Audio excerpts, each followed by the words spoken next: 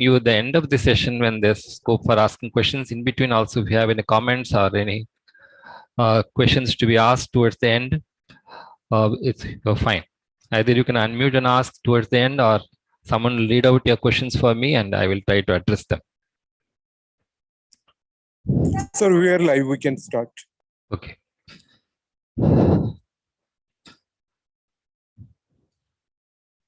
So Bhagavad-Gita means the song of God. The word Bhagavad comes from the word Bhagavan. Bhaga means opulences. We look for someone who has opulences. For example, we see a beautiful person, very rich person, famous person, very intelligent person, very strong person, or even a renounced person.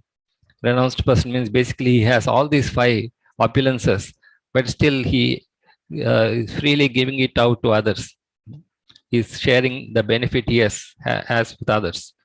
So who qualifies to be Bhagavan? And then the song of God means what is his instruction to all of us? As I said, one of the qualities of Bhagavan is renounced, which means he can do the best to everyone.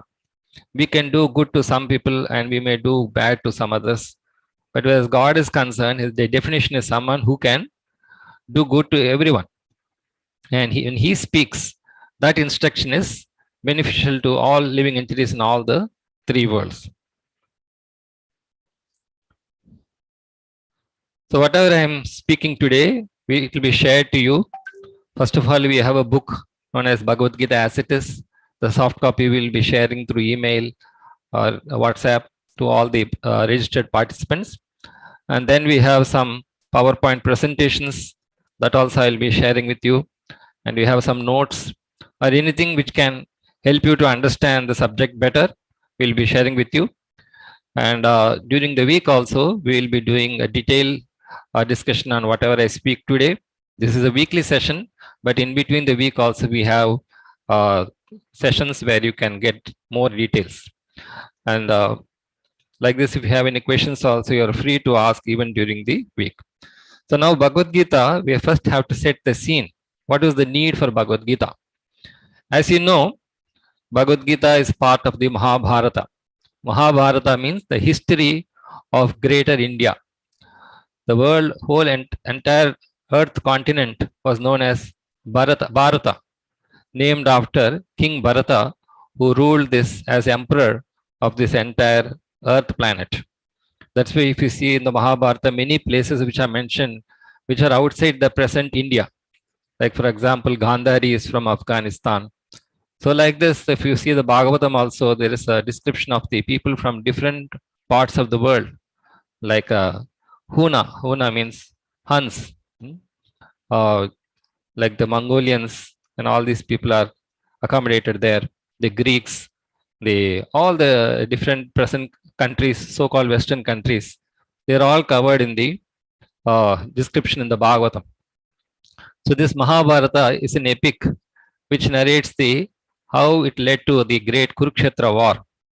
So this is composed in 5000 years ago by Vedavyasa, who is said to be the literary incarnation of God himself, and it was written by Ganesha.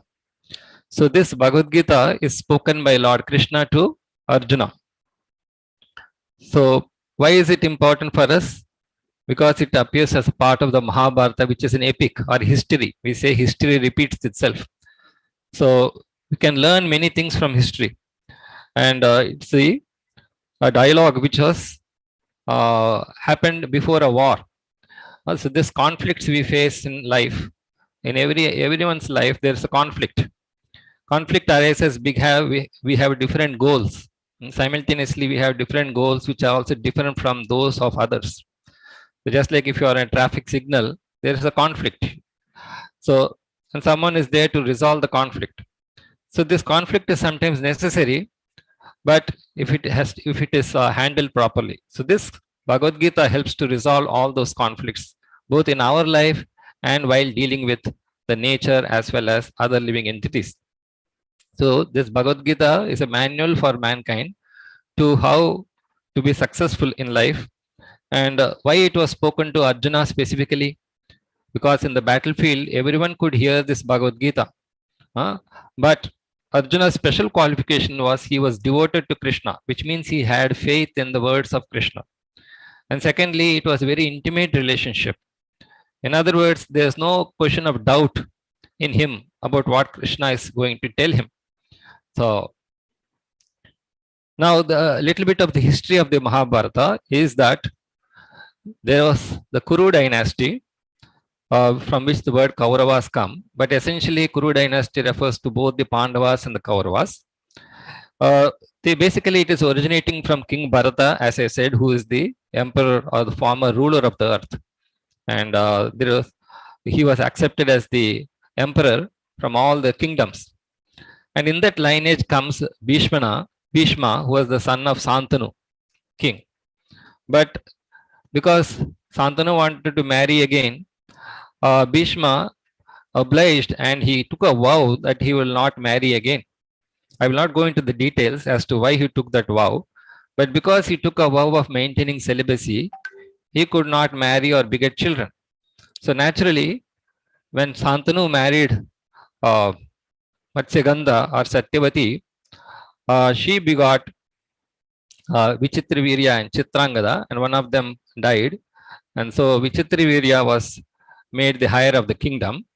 And because he was married to Amba, Ambalika and Ambika, and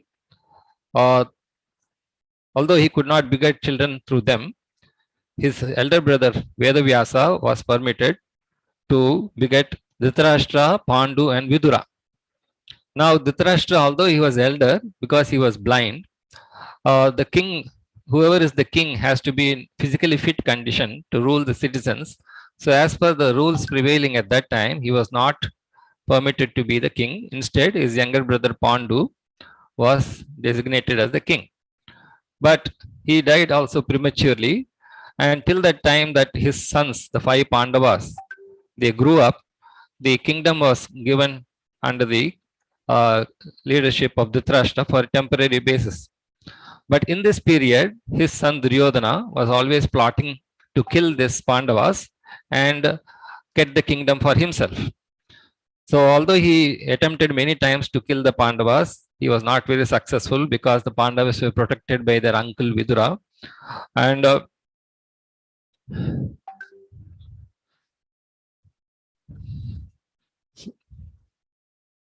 it so happened that Duryodhana once challenged these Pandavas to a gambling match. So gambling was permitted in those days for the Kshatriyas to increase the sporting spirit.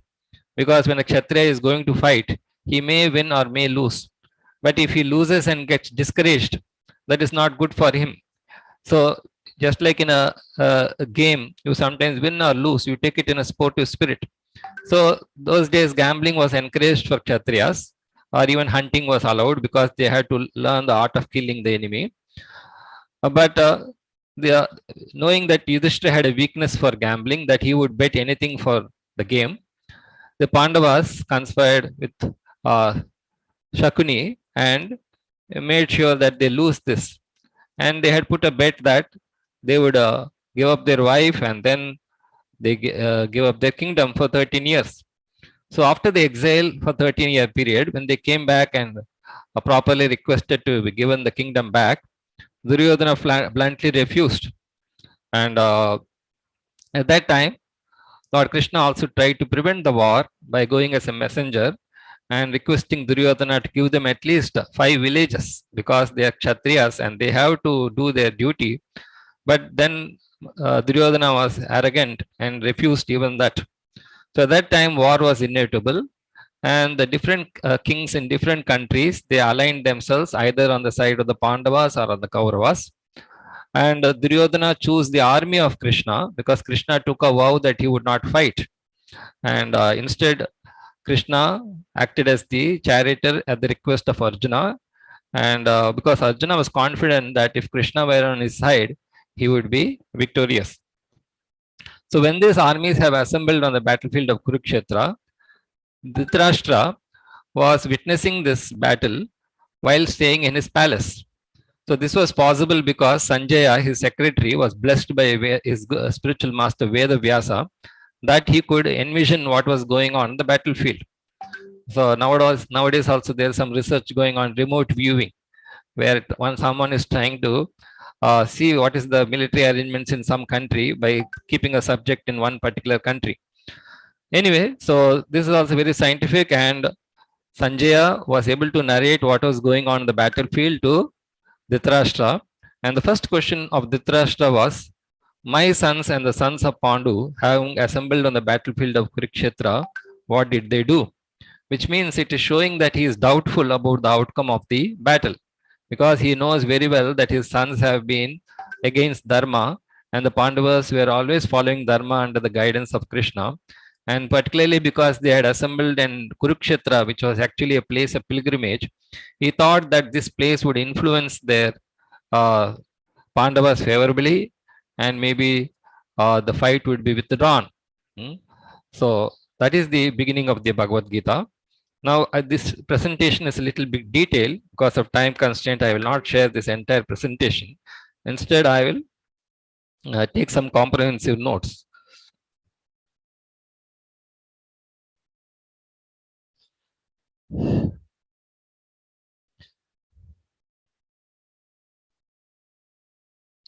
Just give me a minute.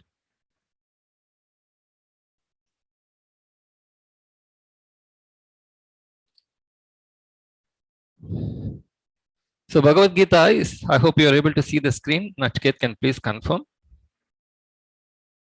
Yes, sir, we can see the screen. Okay. Bhagavad Gita is known as Gita Upanishad. Gita means the song. Supposing someone has an authority on the subject, he is able to speak very fluently. So it is a song for God. Although Arjuna was in a dilemma and he was very much perplexed in anxiety, Krishna was smiling at him, because Krishna understood what was Arjuna's problem and he knew what was the solution. So he was able to sing it out as a song, and it is based on the Upanishad. Although Krishna is God himself, he also citing references from the scriptures. So even Bhagavad Gita, you will find some of the verses which are based on the scriptures. So it is known as Upanishad. Upa means to get closer. To closer to what? To the absolute truth. Right now we have some knowledge of the truth, but it is very relative. What is true today may be false tomorrow, or it may be limited. But absolute truth means it's never false. See, this Upanishad are scriptures which help us get closer to the absolute truth.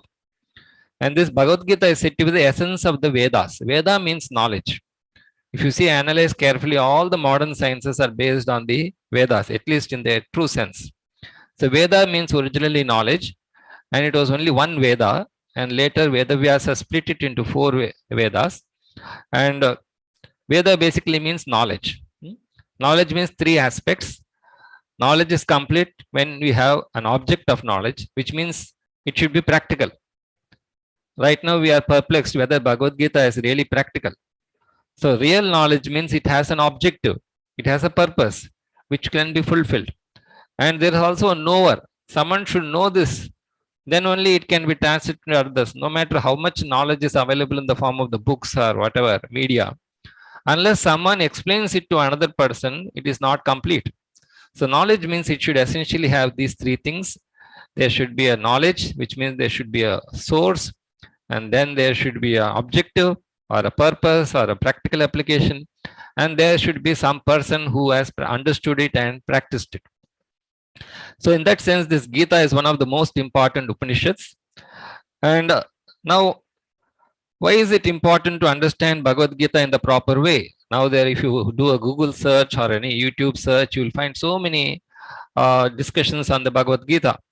Even the person who dropped the atomic bomb, he also quoted a verse from the Bhagavad Gita while he was dropping the bomb.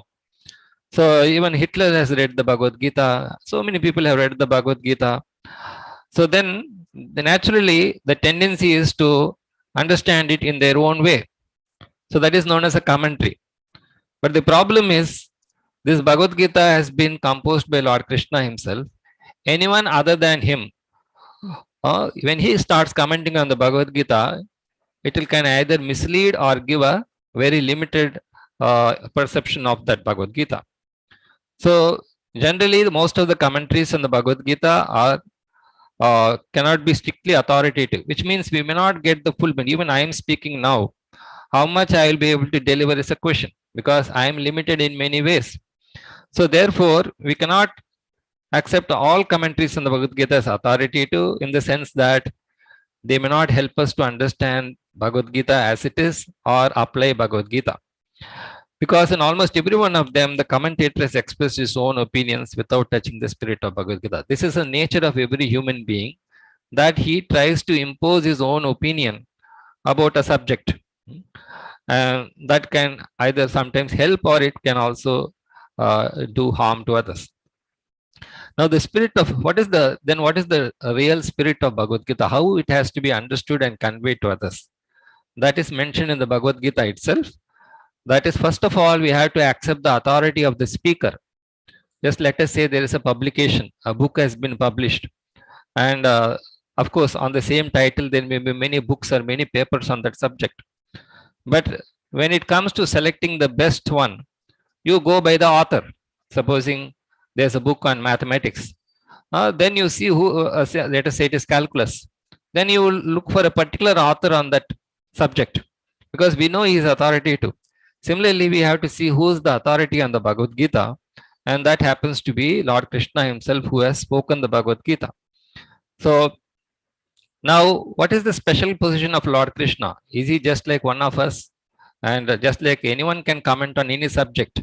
Because nobody can claim that I am an authority on any subject. In that sense, do we apply the same thing to Lord Krishna, that he is also one such person? No. First of all, we have to accept that Krishna is the supreme personality of God. So what does it mean? Supreme means there's no one above him, just like you have a supreme court. What it means, that the judgment passed by that court in case of an argument in law, that is accepted an authority. We don't further debate on it. So in that sense, Krishna is supreme, and then he is a personality, which means how does he become supreme? Because he has a personality, which means he has this opulence. It has been proven that he is rich, famous, beautiful, strong, intelligent, and renounced. And he is Godhead. Godhead means controller of all controllers. We have some person with some authority, but always above him, even Brahma is there. He has an authority. So, and how do we accept this? Based on the acharyas or spiritual masters.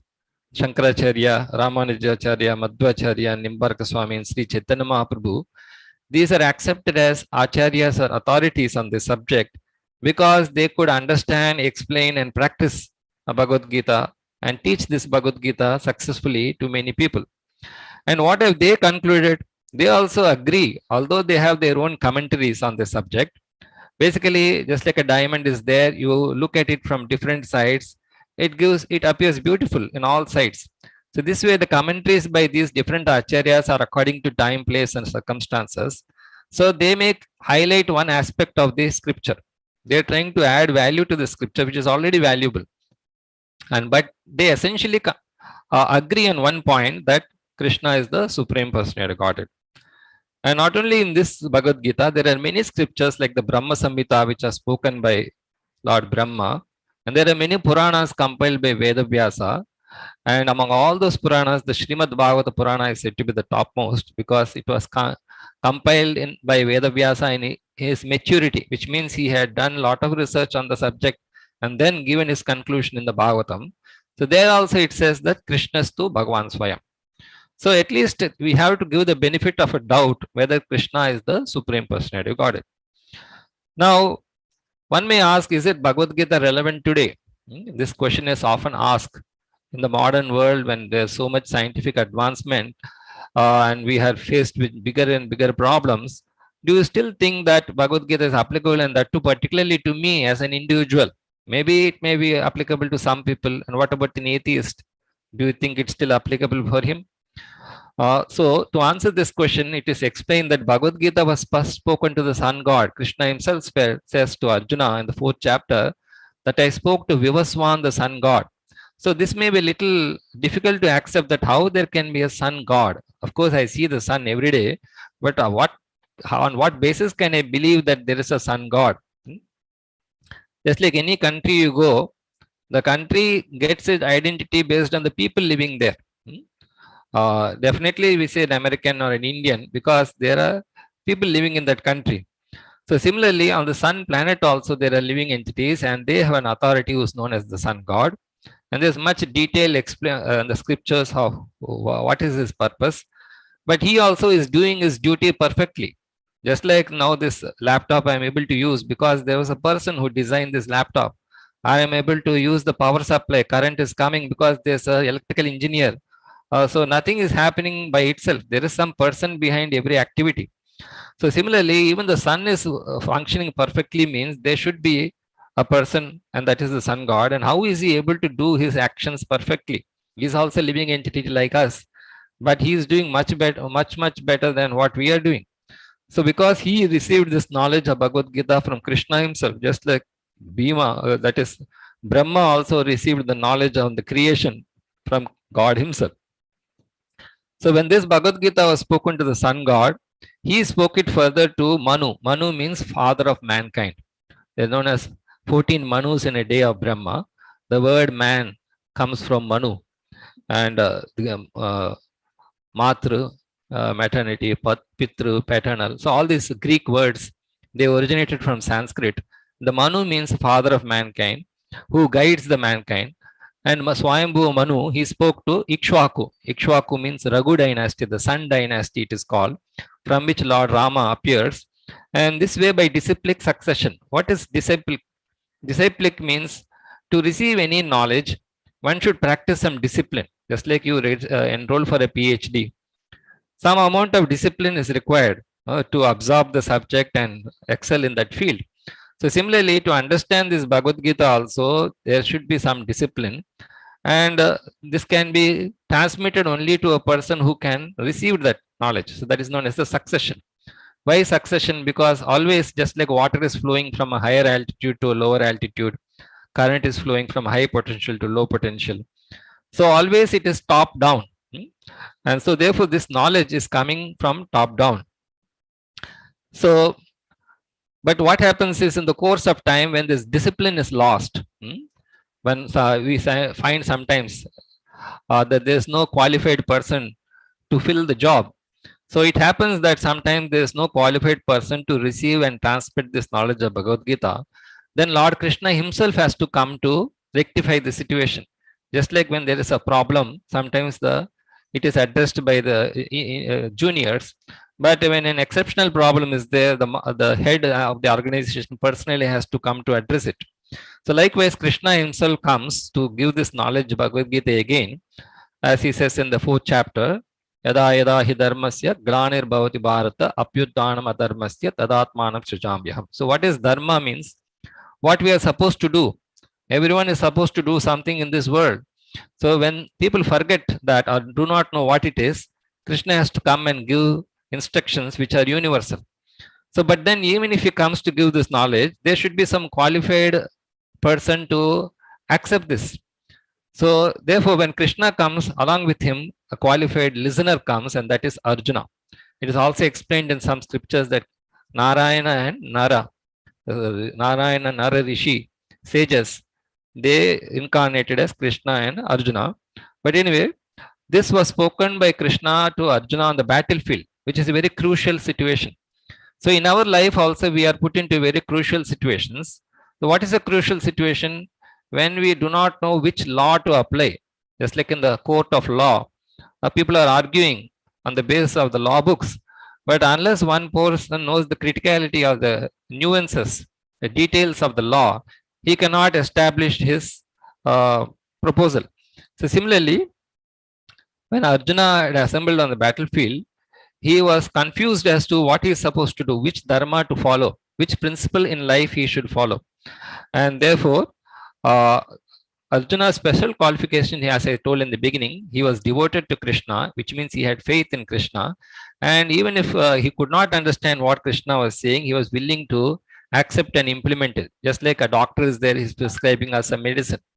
Sometimes we may understand the course of the treatment, but sometimes we don't understand, but still we accept the authority of the doctor and follow his advice. Now, Who is a transcendentalist? Transcendental means who is trying to solve the problems in life. The advantage of human life as compared to other forms of life is, first of all, we can understand what is the problem. That capacity we have as a human being. The next is we can understand what is the solution and we can implement it. So there are different ways people try to solve the problems in life. So they are known as three classes of transcendentalists. One is trying to solve the problems of life through work. Some person is thinking, if I do my work to perfection, I can solve all the problems. So that is what is going on in the name of science and technology. They're trying to work in better ways and solve the problems. And another category of people tries to solve problems through knowledge. They think that through intelligence, I can minimize my problems by analysis. We have so many motivational talks going on. So the karmi, they're known as karma yoga, jnana yoga, and some people are trying to do something to perfection or mystic yoga. Supposing I am able to do something to perfection, supposing I'm able to fly in the sky or swim in the water, so maybe that will help me to solve the problem. But it is time and again shown that all three categories of people are not successful. One who thinks that he can perfect through work, one who thinks that he can perfect through knowledge, and one who thinks that he can perfect his life through mystical processes, they ultimately fail. And we have seen in history repeatedly. Then but there's a devotee. Devotee means he knows that he is imperfect, or at the most he can be perfect in very limited situations. And he knows that God is all perfect. So somehow, if I align myself to such God, I will be successful. Just as we see in the battle of Kurukshetra, Arjuna had to oppose people who are much stronger than him and more experienced than him. But because he had guidance of Lord Krishna and he took that instruction seriously, he was able to come out successfully. So that is the qualification of a devotee, that he has full faith in the Supreme Lord and follows his direction. Now question may arise, do I really have any relationship with God? First of all, does God exist? A simple logic is, just like I have a father, a grandfather, great-grandfather. Maybe I've seen up to my father or maybe grandfather, but beyond that, I definitely have not seen anyone. But I know by hearing from my father or grandfather that such a person existed and he did some activities. So likewise, I have to accept that there must be God who is a person. Now the question arises, do I still have a relationship? For example, my father or grandfather or great-grandfather, they no longer exist. Although in theory, we have a relationship with them. Currently, it is not there. But is the same thing applicable with God also? But the fact of life is we have always connected with God. But the question is, in what way? There are 12 types of relationships. 5 are said to be primary. Primary means we have a definite relationship with God. And secondary means, just like a prime minister is there. I do not know the prime minister personally. I accept him as the prime minister or as a citizen of the country. But personally, I don't have any relationship with him. So this is one type of secondary relationship. Or there may be some citizens who are against the prime minister. So they also have a relationship, but as an enemy.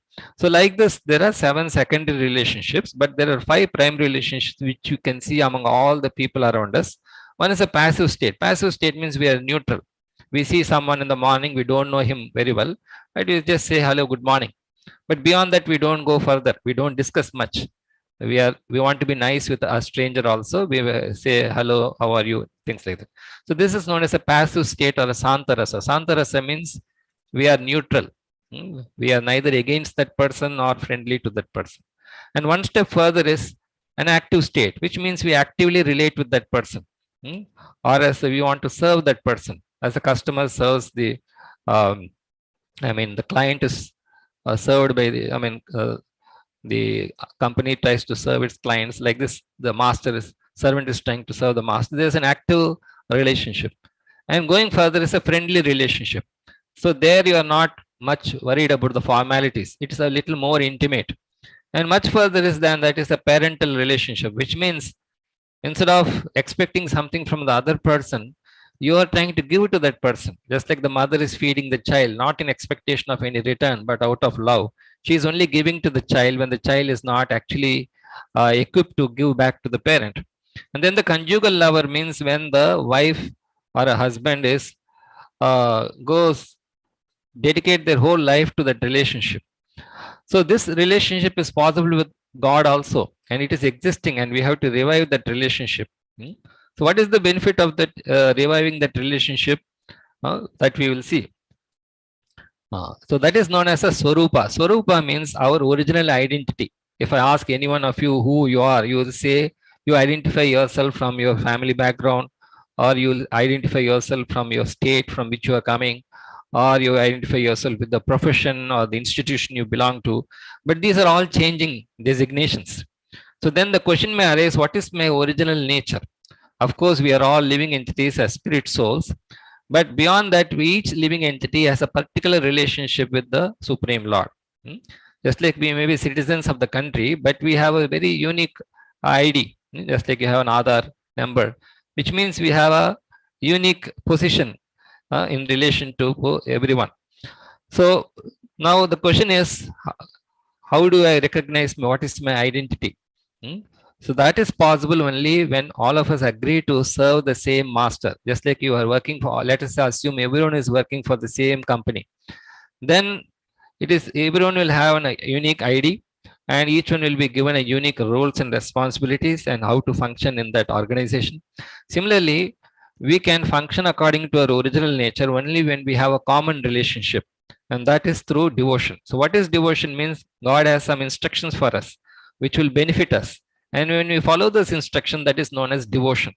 Devote, the word devotion comes from dovetail.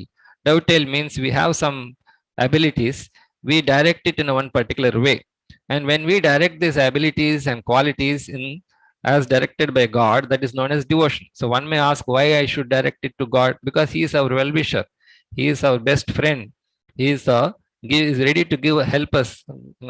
uh, and so when we establish a relationship with God, how do we establish? By following his guidelines. Then we come to know who we are. Just like this laptop is there. When it is used as a laptop, then it is called a laptop. Other it doesn't fit the name. So that is known as Swarupa Siddhi, a perfection of one's constitutional position. When will we be most happy? Ideally, everyone of us to want to be have a permanent situation, or we want to have complete knowledge, or we want complete happiness. So when that is possible, when we are in our constitutional position. Constitutional position means something which cannot be changed. Just like we say constitution of a country, which means it is written in such a way that it is perfect and doesn't need much modification. So similarly, when we are situated in a position where we are best uh, relationship with all living entities and with God, then we will be able to perform to the best and we will be most happy. So that is the definition of this Swarupa Siddhi. So now,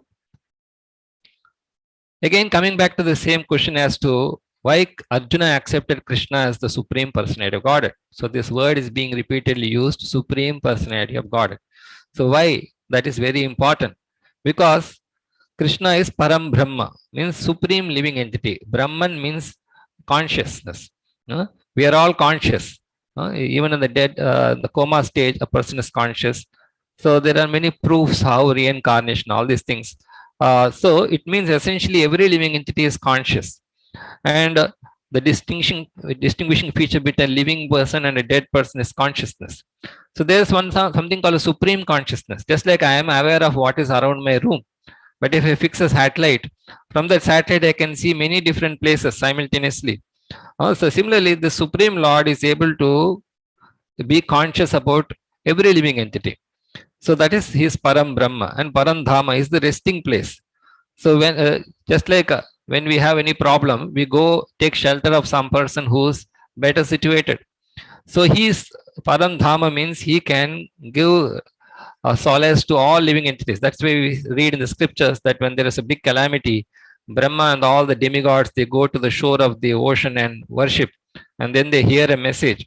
So that's and he's pure. Pure means anything impure should be converted into pure, because as we see in the pandemic, there was a possibility of contamination.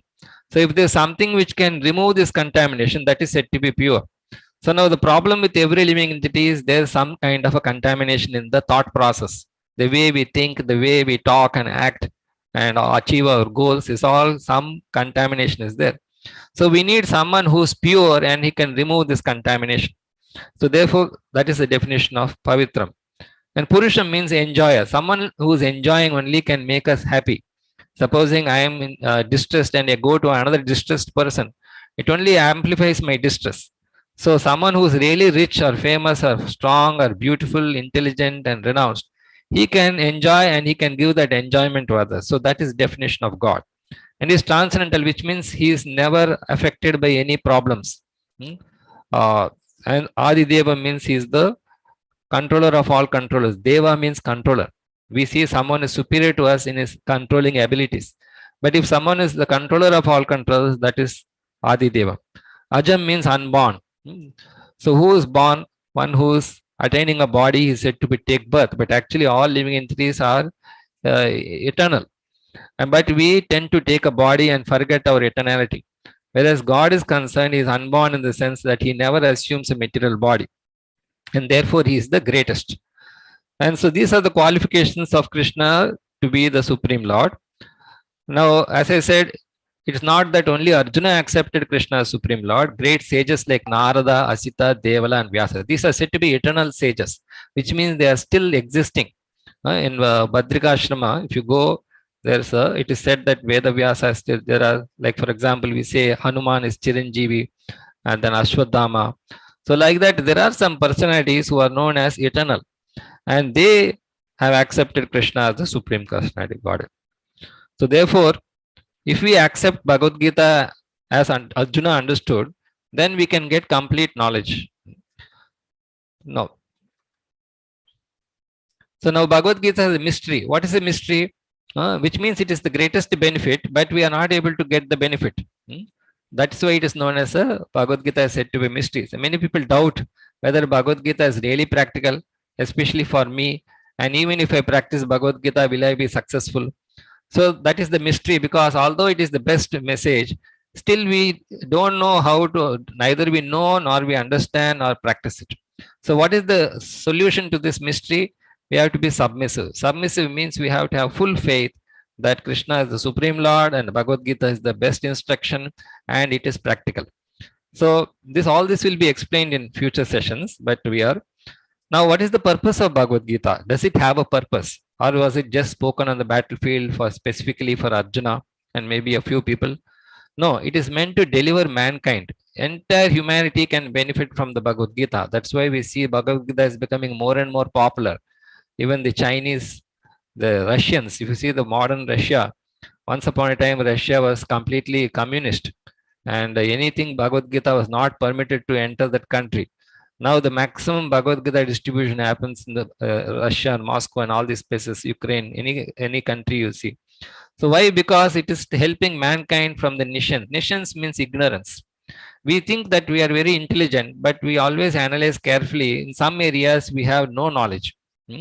That great sages like people have accepted that maybe what I know is very limited. Even Einstein admitted that what we don't know is much more than what we know. So that is the problem with us, and therefore we need some purpose in life. Ultimately, whatever problems we are facing is because we don't know what is the purpose of our life. Supposing I don't know how to use this laptop and what is the purpose of the laptop, even though I give the best laptop, I'll be struggling with it and I'll be greatly agitated. Just like there are some episodes where people threw the television from the multi-storied building, which means it was not serving the purpose. So now purpose of Bhagavad Gita is to help us solve the problems of life. What is the biggest problem? That we are not getting a permanent body. Right now, anytime we may have to leave this body. So that is not very comfortable situation. Just like in the pandemic, we saw we lost many near and dear ones because the body is by nature temporary, but the soul by nature is eternal.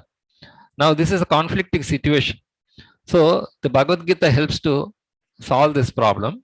And now although this is said to be the manual for mankind, not many people see the benefit of this, and therefore they are suffering. When they are suffering, they think, what is Bhagavad Gita going to do to me?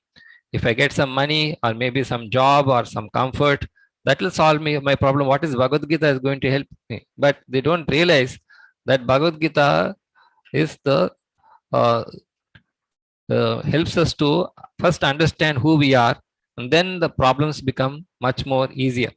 So human being begins with the sort of inquiry awakening. First of all, the problem is much more artificial than it looks real. So when we go to the doctor, we go with so many complicated problems, but then he is able to analyze clearly and say what is the real problem. So most of the problems we face in life are only superficial. We don't really know what is the real root cause of the problem. So Bhagavad Gita, if you really carefully study, it addresses what is the root cause of the problem. In short, we can say Krishna says lust. Lust means we have a desire to enjoy. Nothing wrong with that, but when you desire to enjoy in the wrong way, then it creates all the problems we are facing in life. So what is the purpose of Krishna's coming to give this Bhagavad Gita knowledge? So to establish a purpose, as I already told, when the goal is established, then the means will follow. There's a famous saying, when the goal is clear, then the means will follow. So similarly, when we have each of us has a purpose. Supposing there's a traffic jam.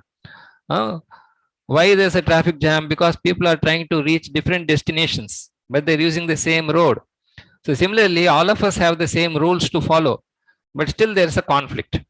That conflict can be resolved when we know each one has a purpose in life. Let us say each person has a particular purpose, then it becomes easier to resolve the conflict. But when we forget that purpose, then conflict arises. So now what is Bhagavad Gita talking about? There are 700 shlokas, 18 chapters, but essentially it is talking about only 5 subjects. And these are known as 5 basic truths or tattvas, which means these will never change. Supposing a subject is there, many chapters can be included in that book, and according to the author and his experience, he can keep on changing the subtitles or whatever. But Bhagavad Gita is concerned, it is addressing 5 basic truths. What are they? One is, who is the controller or Ishvara? I think I am the controller, but someone is a much better controller than me. Is there a supreme controller? And that Bhagavad Gita says is what qualifies someone to be the supreme controller or to be known as Ishvara. That is explained. And second is explained about the living entities. What is the constitution of the living entities? He has to be controlled, just like a child is there. Child is very good, is intelligent, he has a very bright future, but unless he is controlled, the best in him will not come. That's why when you do an experiment also, it is done in a very controlled environment, which means unless the experiment is done in the controlled environment, you won't experience what you are looking for. Similarly, the living entity by nature, if he is controlled, then he will be successful. Some person has to be the controller, then it will be beneficial for others.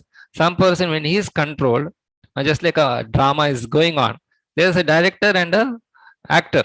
If the actor wants to play the role of the director, then it will be chaos. He may be a very good actor, but if he starts acting like the director, then it's not going to be a good situation. So therefore, there should be a controller and a controlled. So that living entity's position is, as long as he is controlled, he is very happy. And then there's Prakriti. Prakriti means constantly changing. Just like the situations in our life are always changing. That is in one sense good only. Unless there is change, how can be happy? Variety is the mother of enjoyment. So nature has been designed that it is constantly changing. Now, how is it changing? That is the subject of the 4th subject on time. Time is constantly changing things. We may like things, the change, or may not like, but time is there to bring about this change. And what is that change? Now these 4 subjects, that is controller Ishvara, the control living entity, the Prakriti, nature, and time, these are eternal, which means their position, their condition cannot be changed. They have to be accepted as it is. You cannot modify, and there's no need to modify those things. But what can be changed is the last subject, that is karma or activity. That privilege you have, and that is sufficient, more than sufficient. In other words, if you change the way you act in life, then all the first 4 things will be to your favor. But if you don't know how to perfect your activity, these 4 subjects will be troubling you only. That is, you will constantly blame God, you blame other living entities, you blame this world, you blame time. Why? Because you don't know how to do the 5th subject, that is karma or activity. In other words, this karma, that is sufficient. If you change the activity, you can benefit from the first four.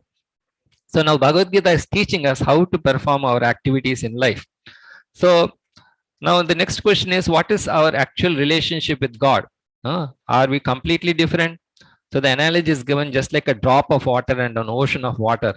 Qualitatively, they are similar. The same composition is there in the drop as well as the ocean. Or you take a particle of gold, it is also gold compared to a gold mine, but quantitatively different.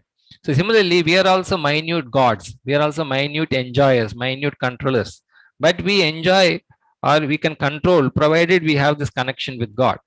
Just like Arjuna, he liked to be controlled by Krishna.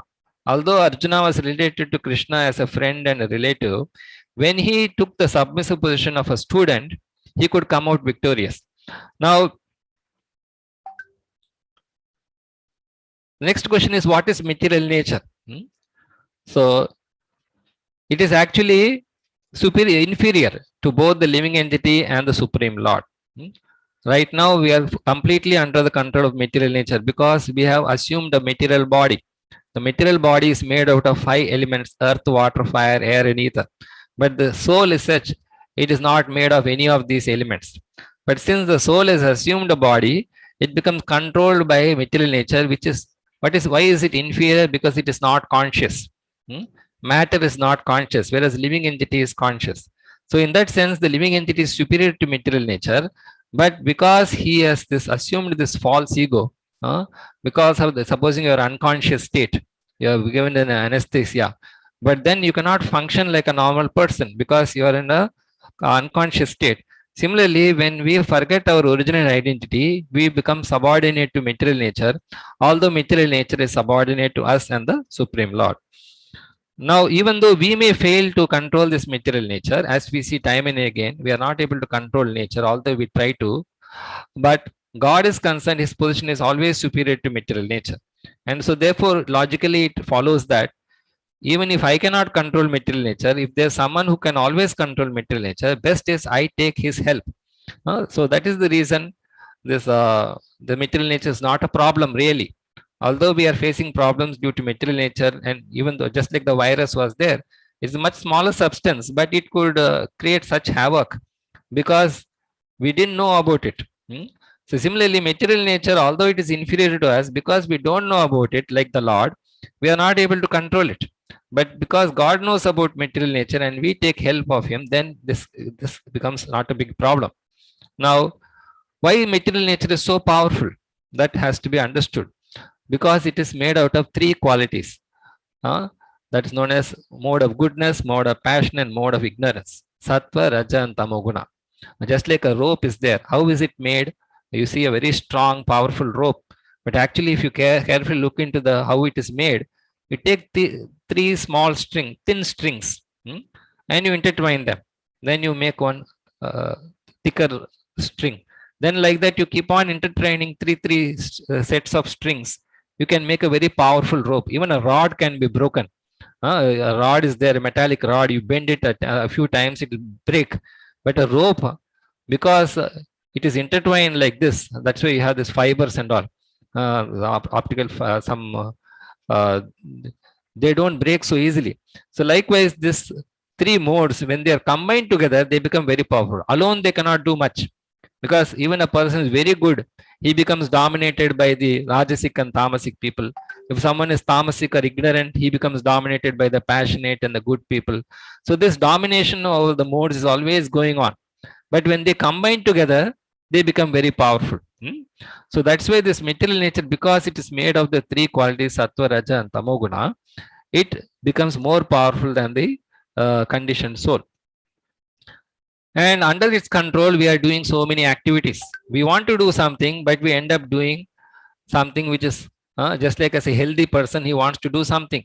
But when he becomes sick, the same person is not able to do even the simplest thing.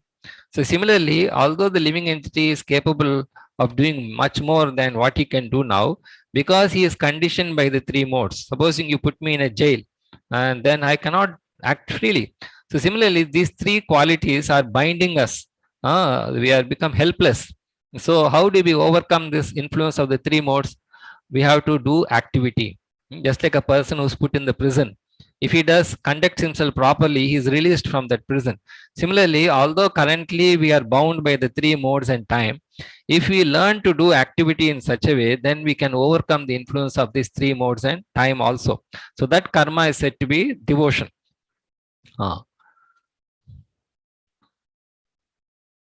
So by doing activities properly, we can become free from suffering. So basically, why is suffering happening? What are the four types of suffering?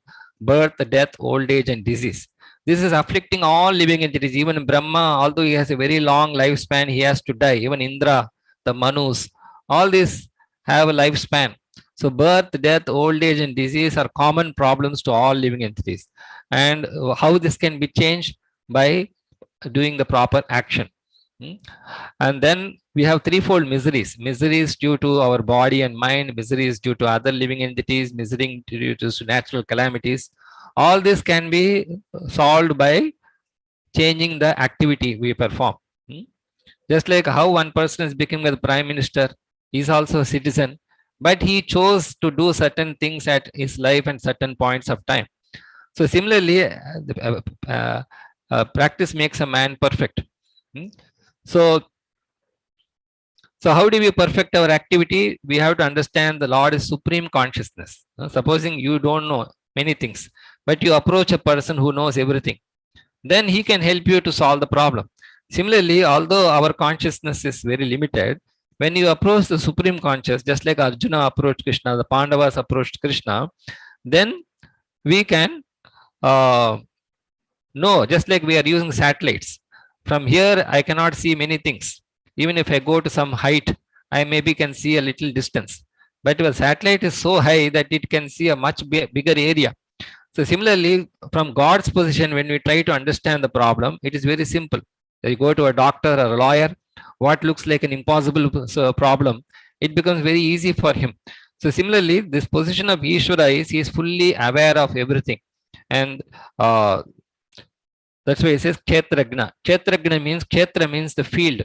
The body is the field. Now, for example, I have this body. There are many things I don't know about what is happening in my body. And when we fall sick, we go to the doctor, we do so much research, we run around, and ultimately we die. Because we don't know what is happening in my body. But as far as the Lord is concerned, he is also residing in this body and he knows fully what is happening. Just like the owner of the house and the tenant in the house. The owner may know much more about the house than the tenant, although the tenant is also using the same house. So now God is present with us as Paramatma and is constantly guiding us, because sometimes intuitively we get some idea. So where is that intuition coming from? We forget something, suddenly we remember something, and we want to remember something, but we forget something. So all this is happening under the influence of Paramatma, who is also residing with us. So this information is all given. Of course, I am giving you so many details. Don't get discouraged by, if nothing is not understandable. The point is that there is so much information in the Bhagavad Gita. We start from just like a huge fire is there. It starts from a small spark and it can reduce the entire fuel to ash. So although our ignorance right now, our lack of knowledge is so much like a mountain, but when we take the spark of Bhagavad Gita a little bit, Kinchitadita Bhagavad-Gita, the Ganga Kanika Pitwas, like that Shankaracharya is glorified. Little knowledge of Bhagavad-Gita gradually will build up and we can solve many problems. Now, what is the biggest problem is the soul is constantly changing the body. That is the biggest problem. The soul is forced to change the body, although the soul doesn't need a body. At least the material body is not required, because the material body is very much limited. Supposing you are in the body of a fish, you can swim, but you cannot fly, you cannot walk. Or you are in the body of a tree, you can live very long life, but you cannot move from that place. Or you may be a bird, but you may not be able to swim or walk on the land. So like that, every body is an advantage and a disadvantage. So therefore, this body which we have is currently not very the best for us.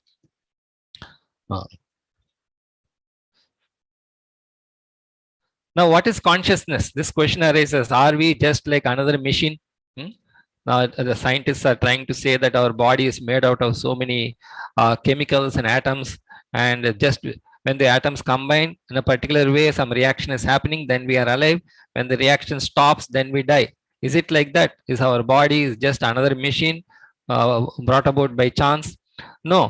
This cannot be accepted in Bhagavad Gita, because consciousness is eternal. It is not created by any material combination, and neither is it lost. It may be covered, but it can never be lost or created.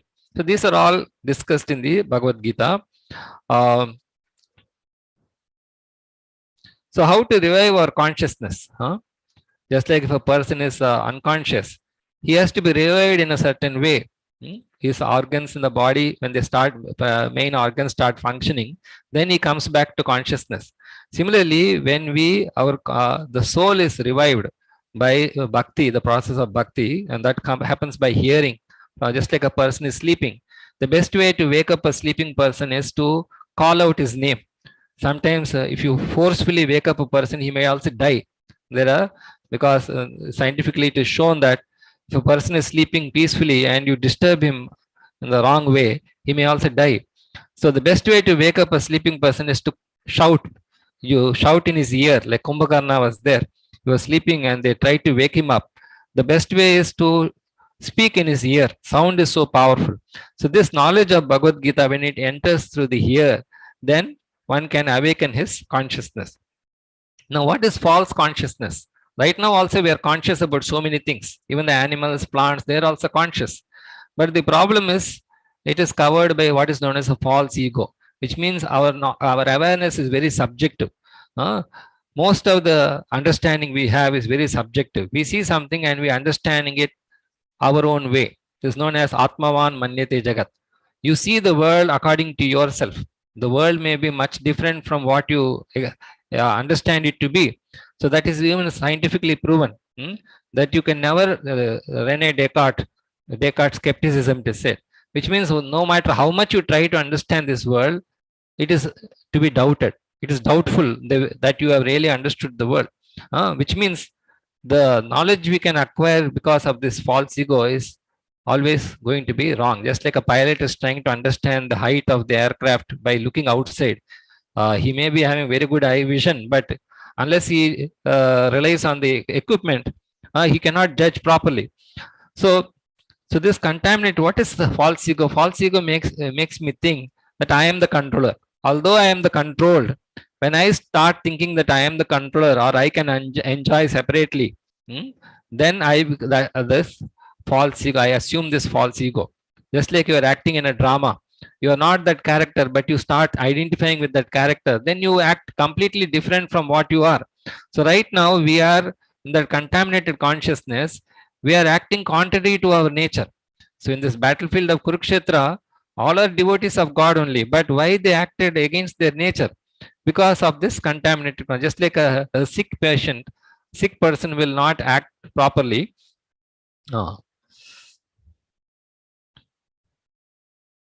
So what is the absolute position of God? Why do we call someone as God? Satchit Ananda Vigraha means he is eternal, which means he doesn't change his body. And he is fully knowledge. Chit and Ananda, he is always blissful and he has a form. Just like if I have a permanent body, everything is fixed. My functions, my qualities, everything is going to be fixed if I have a permanent form. So when we, just like a magnet is there and iron is there, when you rub the iron against the magnet, then it assumes magnetic properties, although originally it was not there. Or an iron rod is there, you put it into fire, it becomes red hot like the fire. So what is the benefit of aligning ourselves with God? Because God, as I said in the beginning, has immense potencies. He can do the what we cannot do. That is the definition of God. Asama Urdhva, which means nobody can equal him or greater than him. There is something which he can do, none of us can do. That's what we see in the battlefield of Kurukshetra. There were so many powerful warriors, but Arjuna was emerged successful. The Pandavas were just 5 of them because they put full faith in Krishna. So we have to have this faith that Bhagavad Gita is complete knowledge. Whatever problems are there, how to understand the problem and how to solve the problem is given in detail. So one may question, is it an output of some research work? Maybe I can also research and find out what is the problems of life and solve it. No, the Vedas, Vedic knowledge is not a question of, it is not something which was research. Research means you try to find something and you may be successful, may not be successful. But if something just like a sun is there, we don't have to research for the sun. When the sun appears, you see it. You cannot create a sun, or you cannot search for the sun in the night time. When it appears, it is evident. So Vedic knowledge is something which is revealed knowledge, which means there's no need to further research Vedas. So what is the problem if you try to research on your own? Every human being has 4 defects. One is he has the tendency to do mistakes. You take anyone, to err is human is the common saying. Every one of us has the tendency to do mistakes because right now we have a limited senses. And then we are illusion. Illusion means we tend to understand everything the wrong way. And third is, having understood the wrong way, we still assert our authority and try to cheat others. Even though you're wrong, know very well that I am wrong. Our nature is to defend ourselves. And why this happens? Because we have imperfect senses. Because we have assumed a body. Just like if I have a cataract problem in my eyes, I cannot see things. If I have jaundice, I cannot see things properly. So right now our condition is we are in so many defects. So we have to accept the Vedic knowledge as authority, and one of that is the Bhagavad-Gita. So now Bhagavad-Gita, should you take a portion of the Bhagavad-Gita? If it is enough, I just study a few verses here and there, a few chapters. No, it has to be accepted in its entirety. At the same time, it can be given in a capsule form. A capsule is there, a medicine. It has all the essential medicine, maybe in the right proportion. Yeah.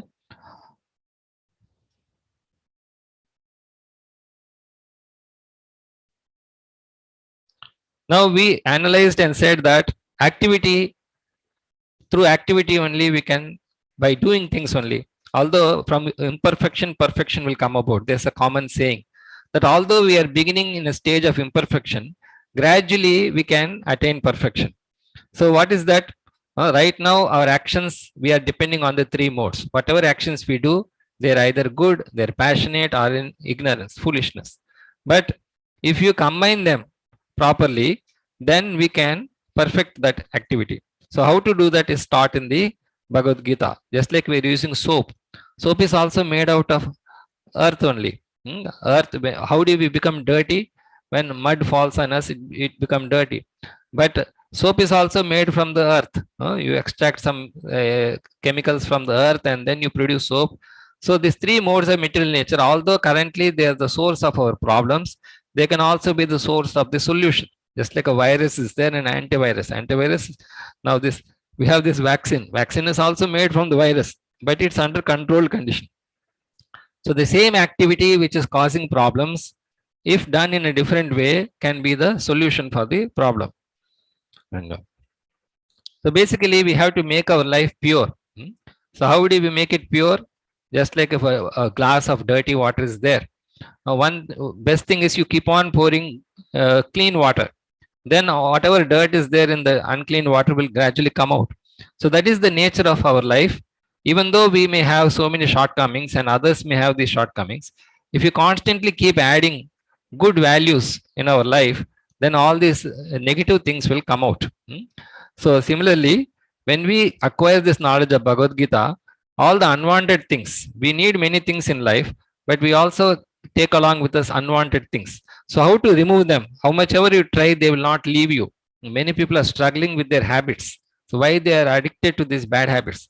Because they don't cultivate good habits. So this Bhagavad-Gita, although we may have so many shortcomings, it will remove these things without our knowledge.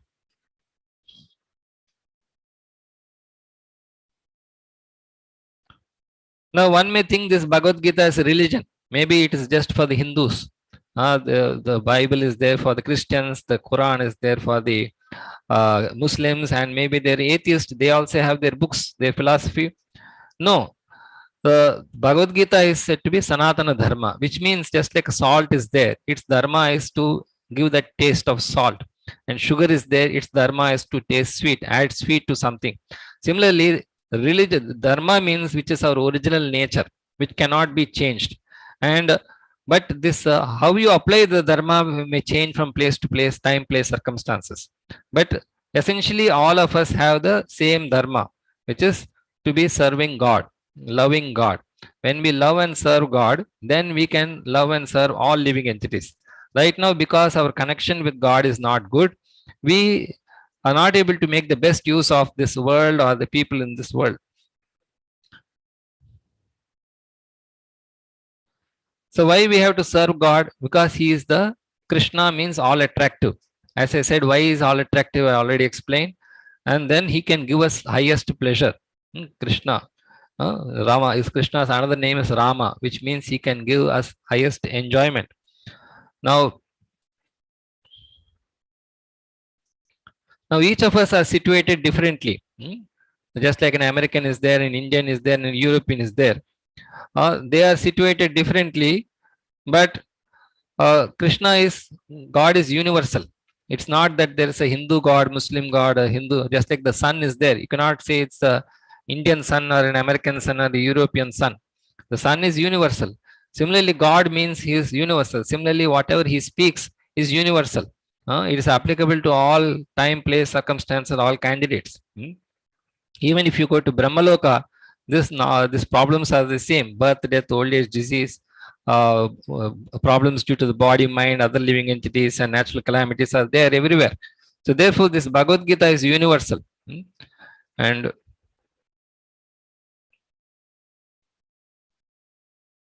now the main question which often arises, okay, if I start studying Bhagavad-Gita, will I have to give up my job? Will I have to give up my studies, my relationships? No. Bhagavad-Gita adds meaning to those things. Whatever you have, you don't have to give it up. Only you have to add value to that. A diamond, a golden ring is there. You put a diamond on it, it adds value. So Bhagavad-Gita only adds value. It doesn't remove anything. It only transforms it. Just like Arjuna was a householder and a warrior. He continued to remain like that, but he became a better warrior, a better householder. Similarly, by knowledge of this Bhagavad-Gita, whatever qualities you already have, whatever actions you are doing already, they can be perfected. So one may be situated differently according to his nature and qualities and abilities. He doesn't have to change abruptly those things. He only has to improve the quality of those things with this knowledge of Bhagavad-Gita. So when we are reading Bhagavad-Gita, it's as good as having the Lord beside us. That God is giving that assurance that when you discuss this Bhagavad-Gita, I am present with you. Whoever discusses this Bhagavad-Gita in the proper way, he can feel the presence of God. And basically what we have to do then, we have to use our body, mind, and words. This is available to everyone. So if we use our body, mind, and intelligence, which is given equally to everyone. But unfortunately, some people are able to use it properly, some are not able to use it. Just like this laptop is there, if I give it to a kindergarten child, he may not be able to use it, although he has the best laptop. So God has given us equal facility to be happy in this world and be successful in life. But unfortunately, some are happy, some are unhappy, some are successful, some are failure. Why? Because we are not able to make the best use of this human life.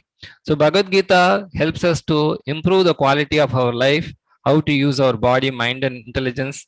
And so what is the conclusion? The Bhagavad-Gita is a transcendental literature, which means it can solve the problems of life. So if you have this faith, it can. But if you doubt that, and then there's no benefit of Bhagavad-Gita. So in conclusion, Gita Mahatmya by Shankaracharya, he has spoken 7 verses. What he says, that by following the instructions of Bhagavad-Gita, one can become free from all miseries.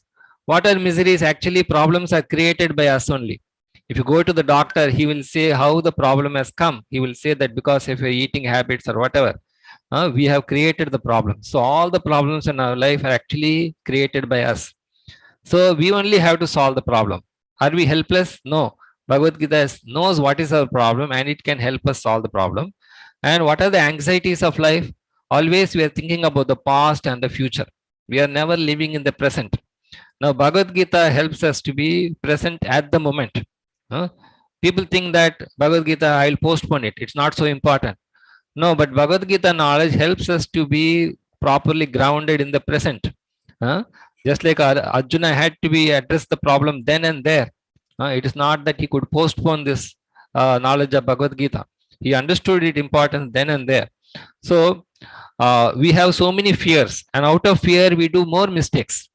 So why we are fearful? Because we don't know many things. So uh, gradually we can overcome fear. So that is the first benefit of Bhagavad Gita. And then we have to read Bhagavad Gita sincerely. In a haphazard manner, we cannot read Bhagavad Gita. We have to understand. I've been doing this several times, but still there are many things I don't know. Some things I understood. So we have to be sincere and we should serious. Then the knowledge is revealed to us. And even though we may have so many shortcomings due to our past habits, they will temporarily subside.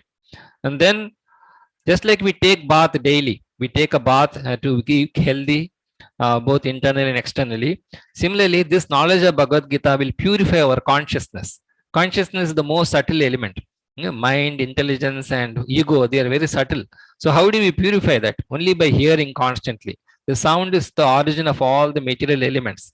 So when we hear this Bhagavad Gita, then without our knowledge, our consciousness becomes purified and all the problems can be solved. And so one may question, is Bhagavad Gita alone sufficient? What about so many books are there? And no, this Bhagavad Gita is sufficient. Why? Because it is spoken by the Supreme Lord himself, who is the authority on all those scriptures, who is the origin of all. He himself has given the Bhagavad Gita, then you accept it straight away. Now, so then can we simply plunge into the Bhagavad Gita just because a medical store is there? Can we go and buy all the medicines there and solve the problems? No, we have to approach with the help of the guide. Just like you go to the medical shop and buy all the medicines, or sweet shop and go and buy all the sweets. We take guidance. So similarly, this knowledge of Bhagavad Gita has to be received from some person who has received it properly and practiced it and understood it. So that's why there's a need for the spiritual master. And then we can get the full benefit of Bhagavad Gita. So in conclusion, what is the final conclusion of Bhagavad Gita? People are looking for one God. If there's one court, let us say you have keep on appealing to a problem and going to different courts or different doctors, lawyers. But let us say there's one doctor for everyone. So like that, if we accept one scripture, Bhagavad Gita, then it can solve all the problems of the world. And that's if we accept one God, one scripture, and one occupation and one religion. One God is Devaki Putra Eva. Shankaracharya himself is saying that Devaki Putra. Devaki specifically is saying the son of Devaki. And Eko Mantra. Now, although the goal has been given, we cannot approach the goal as we like. We have to, supposing you are going to reach a destination, we have to follow the path which has already been laid out. So if someone may say, I will approach God my own way. No, there is one mantra, one meditation. We have to meditate on something, then only we can achieve it. So that mantra is by chanting the Lord's name, Hare Krishna, Krishna Krishna, Hare Hare, Hare Ram, Ram Ram, Hare Hare.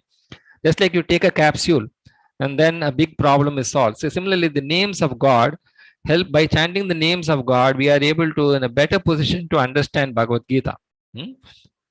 And what is one activity, whatever work we are doing, when we do it as an offering to God, that yes, I am a householder, I am a student, I am a faculty or whatever staff.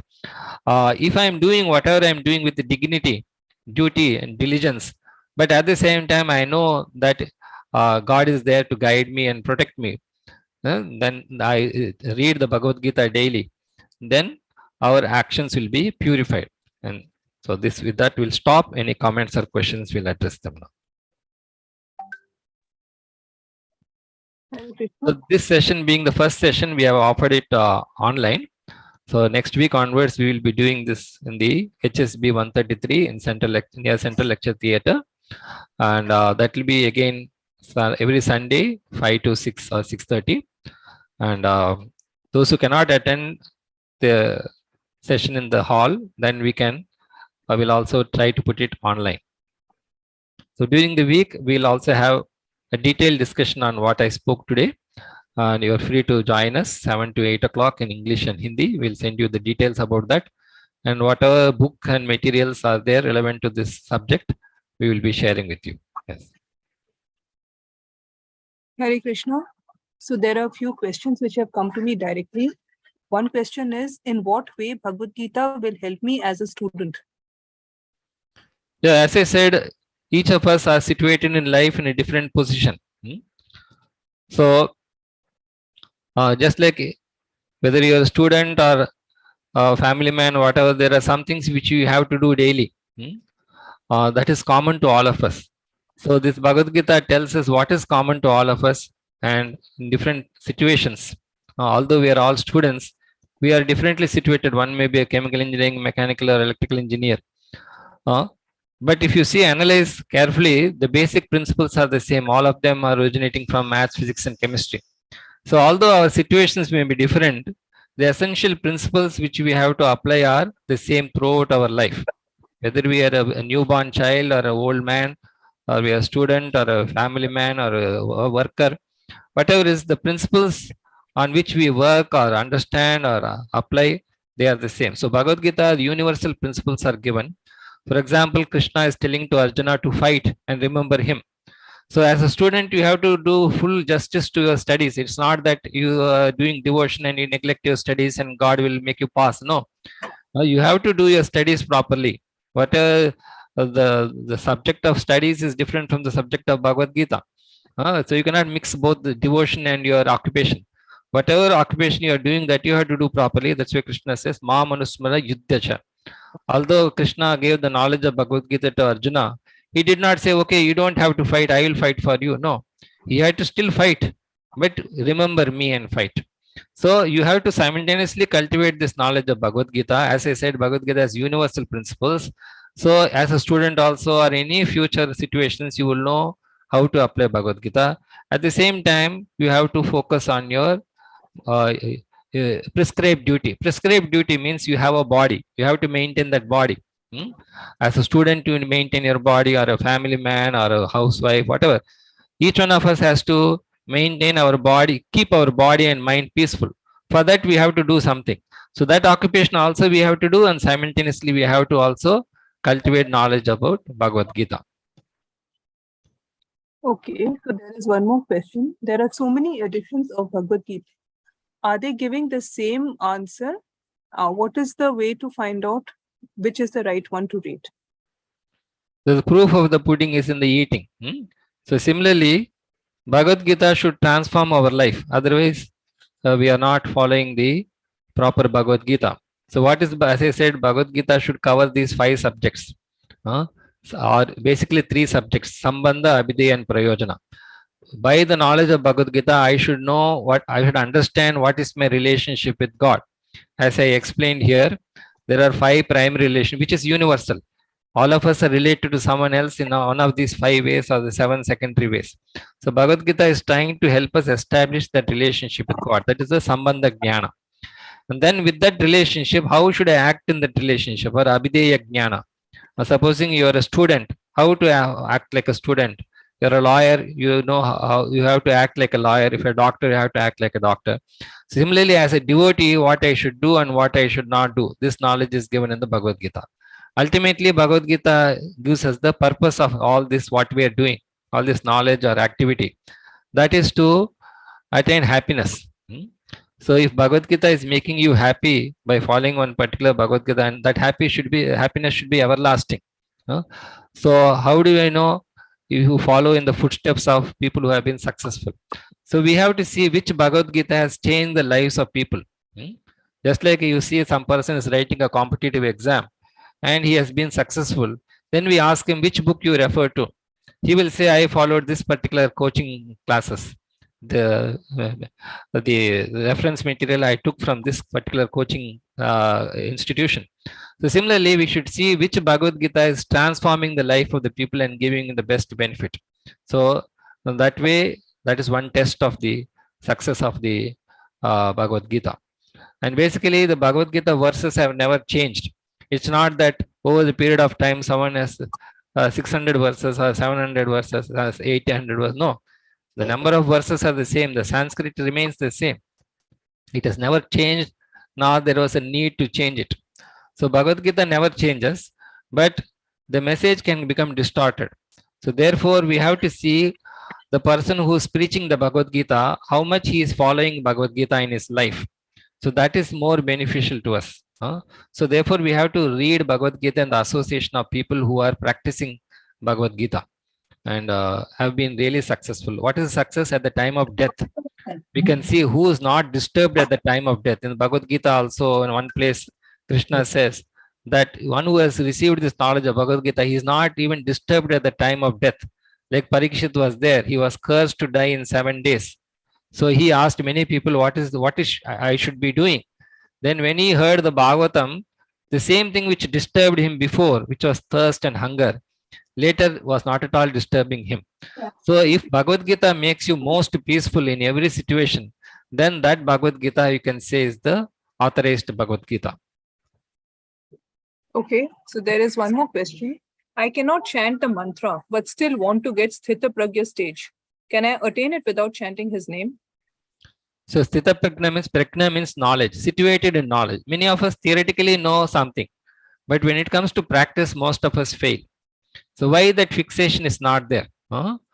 Just like you're trying to grow some plant. That plant is not properly fixed. It is not getting the proper nourishment. The roots are not penetrating properly and getting the nourishment for the plant. So this chanting process helps to remove the unwanted things in our mind. Right now, our mind is like a colored glass. In that colored glass, whatever you put looks colored. If you have jaundice, you see everything as green outside. So although knowledge is available, Krishna is giving this knowledge of Bhagavad Gita because our mind is polluted or contaminated by the actions we have performed in the past. Right now, it is not in a condition to take the knowledge of Bhagavad Gita properly. So this chanting process can purify that mind. Although the mind is very subtle and difficult to control, if you subject it to this chanting process, gradually the mind becomes more and more clear. Then it becomes crystal clear such that the truth, when it is presented to you, immediately you accept it. Right now, just like a child is there, you give him the best food also, he will reject it because he has no taste for it. Why taste is not there? Because he has not cultivated that taste. So right now our mind is bombarded with so many thoughts, and so how to remove that? Very difficult. So but the sound vibration of chanting the mantra, it can regulate that mind. So when you read Bhagavad Gita and simultaneously chant these mantras, then you get the best out of the Bhagavad Gita. All right, so there's one more question. Does the food have effect on understanding Bhagavad Gita? Is it necessary to be vegetarian to understand Bhagavad Gita? Not necessary, but it is favorable. Just like if you go to the doctor, some doctors will say you can eat whatever you want. But some doctors will say, no, you avoid this. Definitely you should avoid this and you should take this. So who do you think is better? Some doctors say, just take whatever you want. I'll give a medicine and that's it. But you know, by your experience or whatever, that if it is so easy, then why I should come to the doctor? Just I can take the medicine from the medicine shop.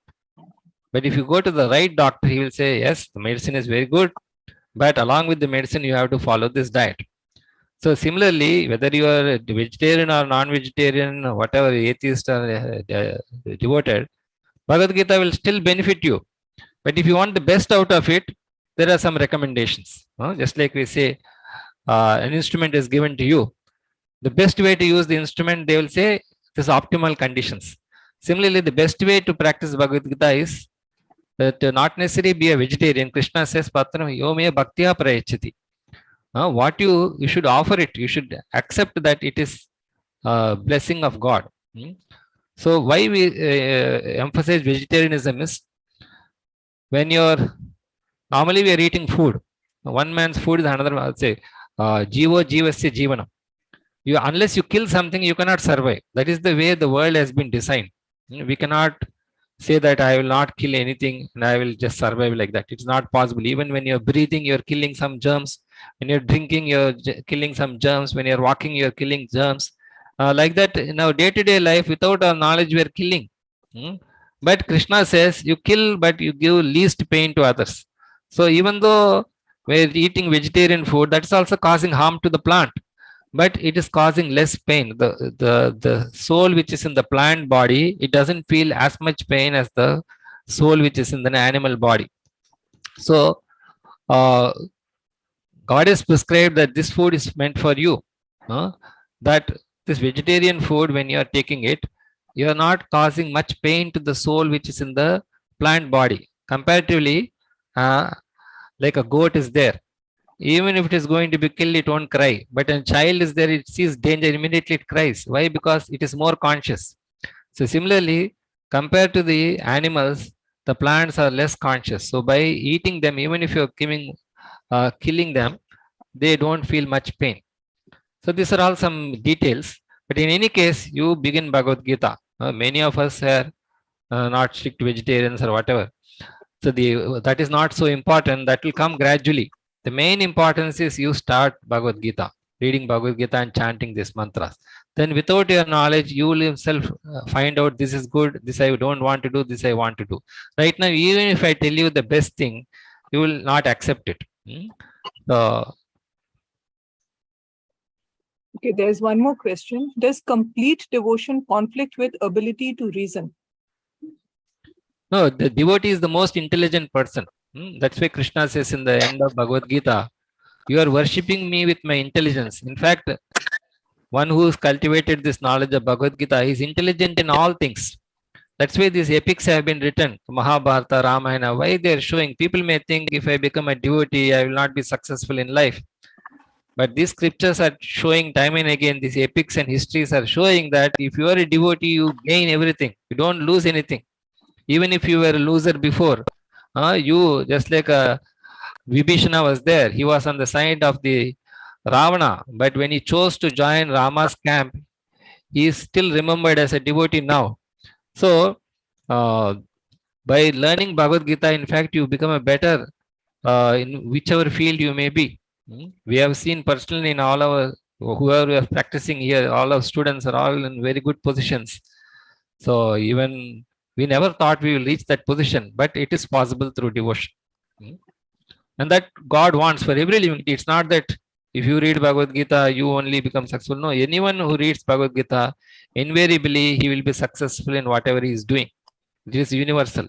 Only we have to make that choice. Okay, so there is one comment. Thanks for wonderful explanation, sir. Now that is also coming to me directly, so I'm just conveying it to you. And if anybody else has any further question, you can unmute. I think we've enabled the unmute. You can unmute. Hello. Yes. Prabhuji, I have a question. Hello, am I audible? Yes, you are Yes. audible. Please.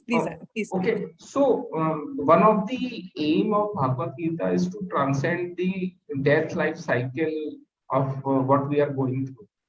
And you also mentioned that we are the part and parcel of the God. So my question is why?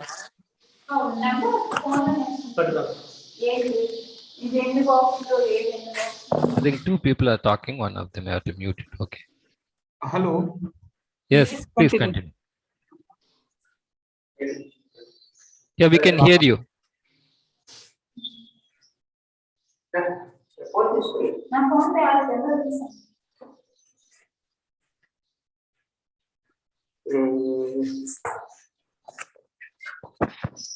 Hello. Yes, Yeah, please continue. Okay. Govinda, please start. I Okay, think so- Gaurav Kumar was speaking, so please go, Gaurav Kumar, you speak. Then after your question is addressed, Govinda can speak. Okay, so Prabhuji, my question is the aim of Bhagavad Gita is to transcend the life-death cycle which we are going through. And you also mentioned that we are the part and parcel of the Godhead. So my question is why this all initially started only that we have been trapped in this all life cycle thing. What is this is for the entire universe? Yeah, because we are conditioned, as I said, just like a spark of fire comes out of fire, immediately it loses its heat and light propensity. So somewhere we gave up our position. So that we have to revive that back. Just like you are registered as a PhD student, sometimes your registration expires. Then there's a process by which you can revive that registration. Similarly, our original position is with God. We were completely happy in that condition. Just like a person has healthy condition, he became sick, but that doesn't mean he was sick throughout. He was healthy some point, and somehow he contracted some disease and he became sick. So likewise, right now we are in that condition, and we can revive that and come back to our original position, and that is the process of bhakti. Oh, if we were perfect only, so then there is no point that we could have done something wrong. Yeah, perfect, as I said, relatively perfect. Just like as long as something is connected to this device, it is perfect. It is doing its job perfectly. The moment I disconnect it, then although it is perfect in itself, supposing this mouse is there, right now it is connected to my laptop, it is doing its job. Let us say I disconnect it. Still it is a mouse, it is proper mouse only, but the problem, it is not functioning as a mouse because it is not connected. So similarly, we are all perfect living entities. Even when we are disconnected from God, that perfect, original perfect nature doesn't go, but it is not full. Unless, that's why this process of yoga means to connect back to the supreme conscious entity. So we have to revive this. Just like a person is sleeping condition, he cannot do in the sleeping condition. You have to wake him up. So right now we are in a sleeping state. Although we think I am conscious, I know everything, but actually there are many things we don't know. But with this knowledge of Bhagavad Gita, we revive that original nature. Just like a sleeping person, when he wakes up, in the dream he may be thinking, I am doing this, I will do that, everything. But unless he wakes up, he cannot do what he is thinking in the dream. So similarly, although we are living entities perfect, and we can be happy, we can be eternal, and we can be knowledgeable, because of this disconnect. Just like the power goes now, immediately even I may be speaking nice lecture, but you will not be hearing me because there's a disconnect. Similarly, because of our disconnect from God, because we are not doing devotion, right now we are not functioning the way we can be doing. That is perfection. So bhakti is the process which will make us perfect. Although we are starting in imperfect, doing bhakti in an imperfect condition, gradually that perfection will come. So no need to analyze why I became sick and all this. Right now we are sick, fallen condition. We just have to come back to, just like you can't ask why I fell asleep. So we fell asleep because that is our nature. The living entity's nature is its tendency to fall, but it is also its nature to revive that and come back to its original position. Right. So, Govinda, would you want to ask your question now? Nothing, madam. All right. So there is a link we have given in the chat. That is the link to join the WhatsApp group. So please feel free to join the WhatsApp group through this link. What we'll do is, whatever I presented and all the books, a soft copy of the book, and this video recording, link to the video recording, and the link to the WhatsApp group, all this will be sharing to you on your registered email ID or the phone numbers, WhatsApp numbers. So you can keep in touch with us, and you can invite others also. As I said, being the first session, we did it online. Next session onwards, it will be in HSB 133, but those who cannot be in that venue can connect to us through hybrid mode, that we will also be connecting through Zoom while we are doing the program there. So thank you very much. I hope I could deliver something. So we'll end it. There is one more question. Sorry. Is chanting not waste of time? In that time, can I not put into doing some karma? Yeah, just like there are many things look just like you're doing an exercise. Exercise is not related to your work. Every day you're doing some half an hour going to the gym, but no, your company is not paying you for doing that exercise. But you know that if you do that exercise, it can help you to do your work better. Similarly, chanting may appear to be a waste of time, but it is very essential, because unless you are active as a soul, you cannot use the body properly. Just like you take some precautions to keep the body healthy. You cannot take the body for granted and use it like a vehicle is there. You give it for annual maintenance. Hmm? So like that, we need to do something for the soul all the time, because that is the thing which is sustaining the body. So this chanting is for the soul, and whatever the activities you are doing is for the body and the mind. So these have to go hand in hand. Even if you don't have a body, the soul can still survive. So there are say, examples of a ghost also, the hearing the Bhagavad-Gita, the Bhagavatam, and attaining peace. Hmm? So that's why this has to be done. Chanting is must. Without that, whatever you may attempt will not be successful. At the same time, I would like to add that there is no force and there is no, like we are not forcing anyone. It will come to you naturally if you start when it comes to you naturally. And only when you do it, like the proof of the pudding is in the eating. Unless you chant, you will not know what is the benefit of chanting. Some things cannot be explained, they have to be experienced. So even we had this resistance. We also thought why we should chant, but we heard at least. We're patiently hearing.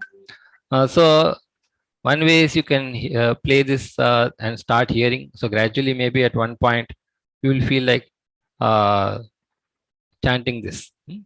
So as she said, the beginning is by hearing. At least you have come here, attend here. You give some time to hearing.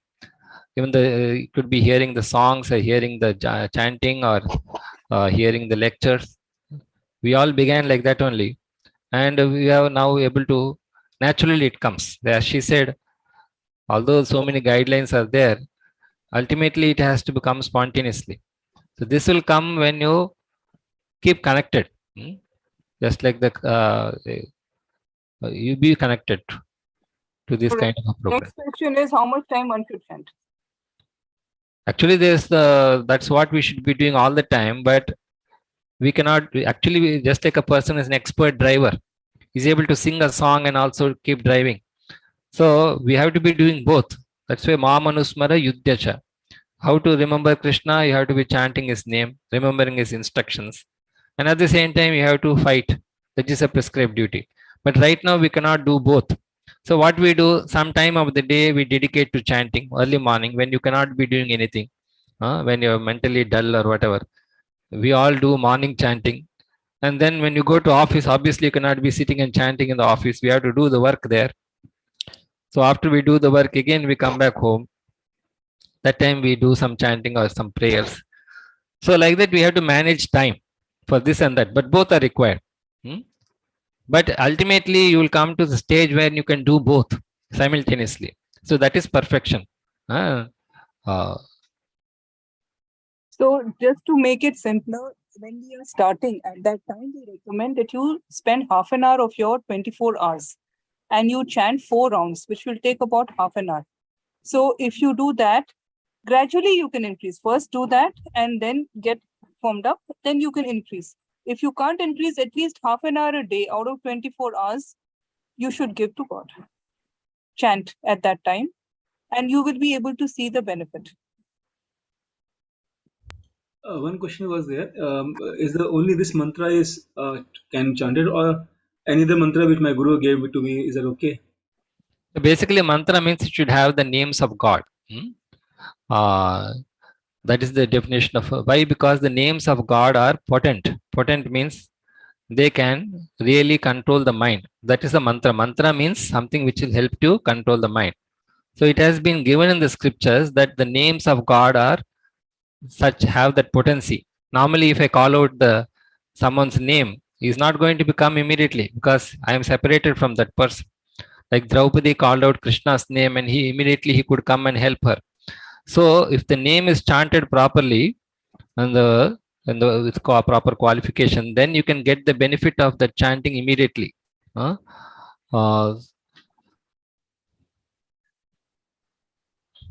his question was, can you repeat? It was that if can I chant any mantra which has been given to me by my guru? So this name should be given by God himself. God himself says that these are the names, my names. Suppose that one thing is that mantra has to be given by God himself, and secondly, it should be there in the scriptures, because scriptures are like the mother. So the names have to be given by God himself. It should be mentioned in the scriptures, and they should be given by the acharyas. Acharyas means they have demonstrated that yes, by chanting this mantra like Om Namo Narayanaya, Om Namo Bhagavate Vasudevaya, these are all 12 syllable, 8 syllable mantras. They have been already proved that by chanting these mantras, one has derived the benefit. So, like that, there are some mantras, but this Mahamantra we call Hare Krishna, Krishna Krishna, Hare Hare, Hare Ram, Ram Ram, Hare Hare. It is a 32 syllable mantra. Hare, like that if you analyze. But each month syllable has a meaning. It's not that simply we are chanting some name. Each of that mantra has a meaning. Just like we may not know what is the medicine, but we accept it. This Mahamantra has been prescribed especially for Kali Yuga. Just like all the medicines in the medical shop are correct only, but depending on the severity of the disease, the doctor prescribes a different medicine. So although all the names of God are mantras, but there are some specific mantras which have more power. Just like the full moon is there and the new moon is there. Both are moon only, but the full moon is brighter than the new moon. Similarly, although all the names of God are powerful, some names have special power. So that is known as this Mahamantra. It is recommended in the Kali Santaran Upanishad. So just to explain a little more, like when suppose we have some illness like a stomach ache, we can take Pudinara or any of the home medicines and it will work. But if we want to know specific to us, what is the illness and what medicine we should take, we need to go to a doctor and we need to take the medicine as per the prescription. That same way, this being Kali Yuga, this mantra has been prescribed by God himself for this age, that if you chant this mantra, you will get results. So that is why we chant this mantra, and we have seen that practically also a lot of known people, a lot of unknown people, they have benefited immensely. It is a life-changing thing. It's, unless you try it, you will not know. Moreover, there is no question of disrespect. Supposing you have been chanting some mantra prescribed by some guru, and then we are telling that you chant this mantra. So, just like a person is first standard, he goes to the second standard. It's not that he's disrespecting the teacher in the first standard. They helped him to come to the second standard. Similarly, all these mantras help us to progress, but some are more powerful. So, this Mahamantra is recommended in that way. If you are already chanting that mantra, you continue that, but you can add this, as she said, then you will see the difference yourself. Like someone is chanting Vishnu Sahasranam. There is one more question from Sachin Dubey. If we are doing our karma properly, then why chanting is required? Yeah, the problem is we are not doing a karma properly. We think we are doing our karma properly. Then if you are really doing a karma properly, you should not have any suffering. That is the definition of bhakti. Bhakti will gradually remove your suffering. That is also one type of karma. But right now, whatever karma, even if we do it with good intention, it is giving us some problem. So that's why it is said in the Bhagavad-Gita also, even the most intelligent person is confused about what is karma, vikarma and akarma. Karma means, I think I'll do this, I will get some benefit. Vikarma means, I know that if I do this, I will get some problem. But akarma means you do something which will not give you any problem and only give happiness. But the problem is right now we don't know what is, how to distinguish. Just like the people who assembled on the battlefield, all of them thinking that I am doing the right thing. So I will be, whatever I am doing is correct. But we can see that all perished. Only the Pandavas survived. So that is why the problem is we don't know what is right karma. So that's why this devotion will transform that karma into bhakti. Right now, whatever we are doing, invariably it's producing misery only.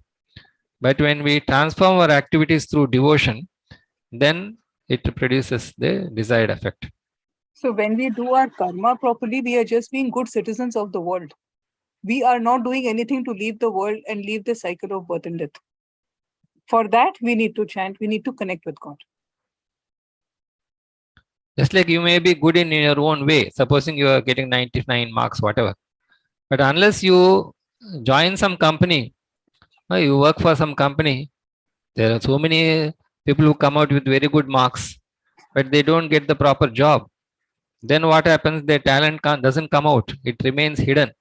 So like that, you may think I am doing the best job, but unless Just like everyone was fighting in the battle for Kurukshetra, but Arjuna fought for Krishna. So that made the difference. There may be many qualified people, depending on which company they join. Some of them shine and some of them perish. So similarly, we may think even Brahma thinking he is doing the best work. But if he is not a devotee, he'll also become confused. Like Arjuna was very qualified. He was doing his work perfectly. Even Duryodhana was doing his work perfectly. And people liked Duryodhana also. But the difference is one wanted to serve God and one wanted to serve his senses. So if you want to, this knowledge of Bhagavad Gita will make that karma complete.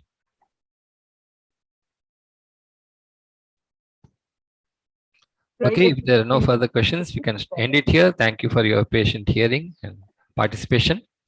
And see you next time. And for next time, I have a very simple request. We will be floating a form for participation. Please register in that because we will be arranging for prasadam. So and that is going to be like a packed prasadam, dinner prasadam. So if you are not registering, we will not be ordering for you, and then it will become a problem. We want to ensure that whoever comes to our program gets some prasadam. So please register. That will really help. Prasadam means you need not go for your dinner wherever you are. You can take dinner with us, and so that will help us to organize the prasadam. In any case, you are welcome to join the program online. And as I said, every day we will be having a detailed discussion of what we discussed today. So if you think you will benefit more by attending the daily sessions, we did it last semester also. We were having the weekly sessions, and on a day-to-day basis, we were discussing them in detail. So we will send the link and invite for that also. Either you can choose to attend weekly sessions or daily sessions. Thank you very much. We'll meet again either tomorrow or the next week. Hare Krishna. Hare Krishna. Vancha kalpatarubhyascha kripa sindhubhya eva cha